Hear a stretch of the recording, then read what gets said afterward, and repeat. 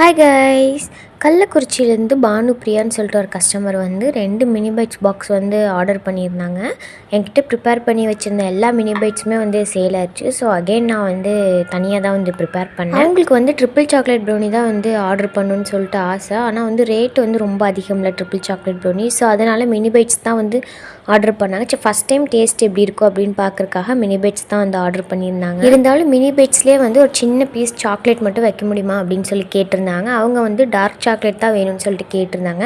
சரி, நம்ம கஸ்டமர் ஆசைப்பட்டு கேட்குறாங்க அப்படின்னு சொல்லிட்டு நான் என்ன பண்ணேன், 3 சாக்லேட்லையுமே வந்து ஒவ்வொரு பீஸ் வந்து வச்சு அழகாக வந்து மினி பைட்ஸ் மாதிரியே வந்து பீஸ் போட்டுட்டேன். பீஸ் போட வருமானு எனக்கு டவுட்டாக இருந்துச்சு. பட் ஓகே, நல்லா தான் வந்துருந்துச்சு. பீஸ் பண்ணி அது எடுக்கும்போதே அவ்வளோ சூப்பராக வந்துருந்துச்சு. அந்த சாக்லேட்டோட அந்த பீஸ் வந்து வெறும் சாக்லேட் மட்டும்தான் இருந்துச்சு.